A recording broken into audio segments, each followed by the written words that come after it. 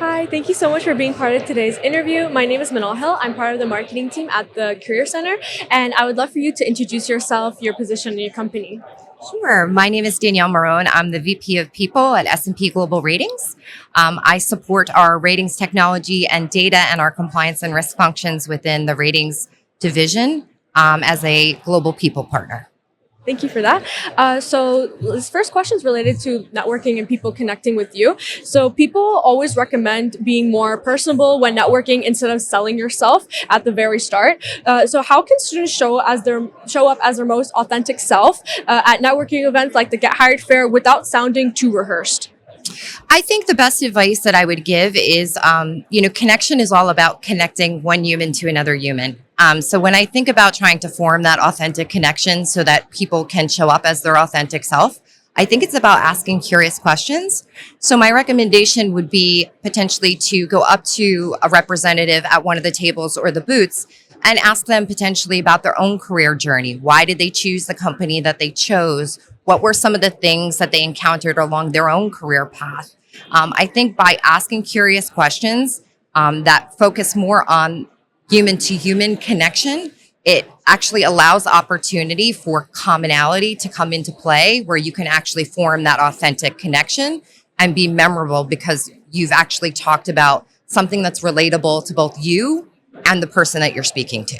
That's really helpful. Thank you for that. So, just speaking along that when connecting to someone, making that human to human connection, what makes you think when you're speaking to a student that I would actually refer this student for this role? So, when I think about students that I would refer to the role or students who make an impression on me, I think about students who understand what their strengths and their opportunities are, who have a genuine conversation as if they're talking to a friend, and who are able to clearly articulate what they want and what they want to learn, and also what they know about the organization that they're looking to potentially embark on a career opportunity with. I think when you think about connection, making that human connection and doing that in an authentic way is actually the way to be memorable. Thank you for that. So, this question refers more towards like the interview process when you're talking to a potential candidate.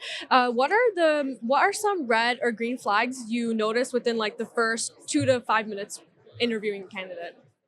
So I think some of the red flags that I notice is has the individual done research on the role and the company that they've applied for? And one of the questions that I typically will ask in an interview is what made them choose that particular opportunity? What motivated them to apply for that role? Was it the contents of the role itself? Was it the organization and what the organization stands for and serves from a value perspective?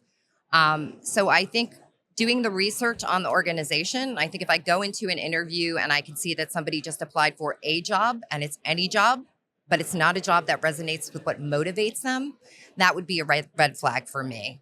I think in terms of a green flag, people who've done that research, who know what their strengths and opportunities are and what they can bring to that particular job and that particular company, and are able to clearly articulate that interest is something that's actually a green flag and critically important to be able to do. Thank you for sharing that. So this question is like really honestly related to me in my journey with job applications. I hear so many different things like, oh, you should focus more on like cold applications or like try to get a referral. So I would like to know what's your take, like, or what's more effective in securing a job offer. Is it leveraging your network or is it just a cold application? And does it matter? I think it's both. I think it's knowing what you want, knowing the types of opportunities that you're looking for, and the types of companies that really resonate and motivate and engage you, and applying to those companies, whether that's by your network or through cold application. I actually applied for my role at S&P Global in a cold application. So I would encourage people to use both. Networks actually open up potential opportunities and leads to opportunities for the future. But it also doesn't hurt someone to take a chance around something that's of interest to them in regard to applying for something where they might not have necessarily a network connection. So I would say do both. Thank you for that. And lastly, so how did you figure out what you wanted and didn't want to do in terms of your career progression and growth? And what is some advice you would recommend to first and second year students? So I would say a lot of that is through trial and error.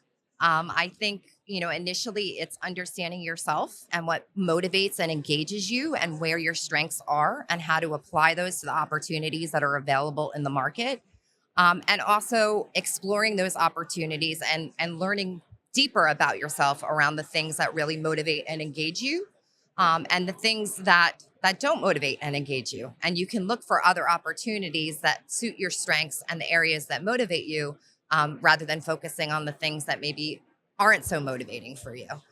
So I think it's being open with yourself and honest with yourself in regard to what those things are, and also pursuing that motivation relentlessly for your own happiness and for your own career growth. Okay, thank you so much. And that wraps our interview. Thank you so much for being part of it. Enjoy the rest of the Get Hired Fair. Thank Thank you. you.